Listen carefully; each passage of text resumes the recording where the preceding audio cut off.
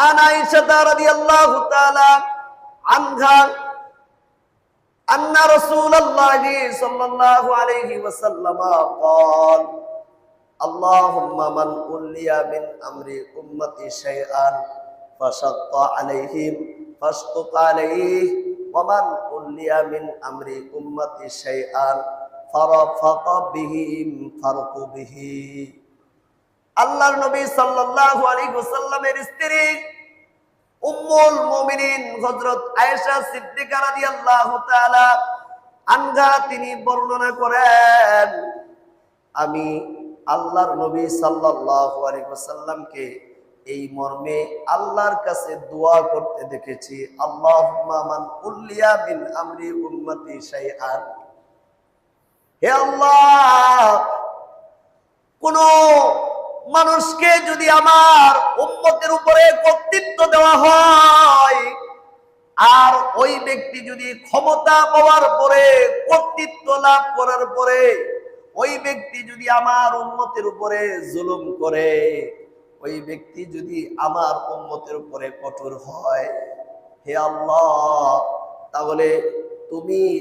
ওই ব্যক্তির উপরে তুমি কঠোর হইও আল্লাহর নবী দোয়া করতেছে কে দোয়া করতেছে আমার কোন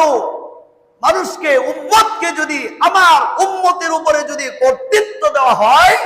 ক্ষমতা দেওয়া হয় ক্ষমতার চেয়ারে যদি বসানো হয় আর সে যদি আমার উম্মতের উপরে কঠোর হয় জুলুম করে জালেম হয়ে যায়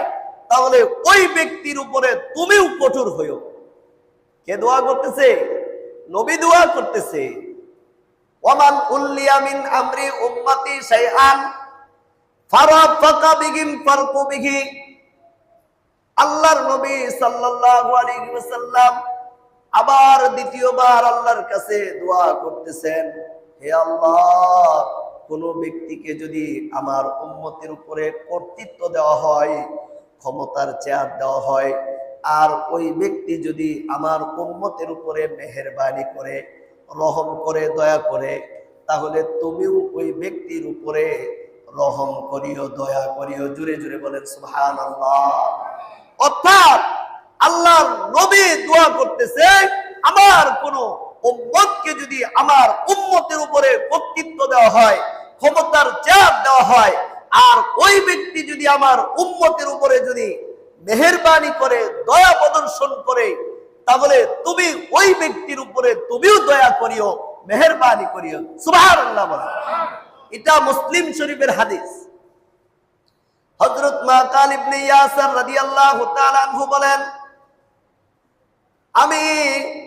বিশ্বনবী সাল্লাল্লাহু আলাইহি ওয়াসাল্লামকে এই কথা বলতে শুনেছি কোন শাসক যদি মুসলমানদের উপরে শাসন ক্ষমতা লাভ করার পরে ওই শাসক যদি জালেম এবং খেয়ানতকারী অবস্থায় মৃত্যুবরণ করে আল্লাহ তাআলা ওই শাসকের জন্য আল্লাহ জান্নাত হারাম করে দেবে জান্নাত কি করে দেবেন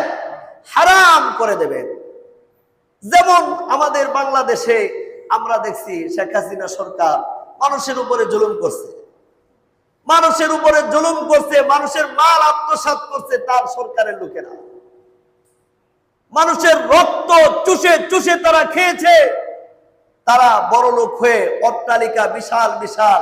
ঘরবাড়ি বানাইছে বাড়িতে চিড়িয়াখানা বানাইছে বাড়িতে পার্ক বানাইছে বিশাল ব্যয়বহুল তারা সুন্দর সাজে সজ্জিত কইরা তারা ব্যয়বহুল করে তারা অনেক ভারী ঘর করেছে অনেক আরাম আয়েশের জন্য অনেক কিছুই করেছে এগুলা জনগণের রক্ত চুষা টাকা জনগণ কষ্ট করে উপার্জন করছে আর তারা জিনিসপত্রের মালের দাম বাড়ায় দিয়ে দিয়ে তারা কি করছে এই টাকাগুলো আত্মসাৎ করছে এগুলা জনগণের টাকা এজন্য আল্লাহর নবী সাল্লাল্লাহু আলাইহি ওয়াসাল্লাম বলেছেন যেই শাসক যে খেয়ানত করা অবস্থায় জালেম অবস্থায় মৃত্যুবরণ করবে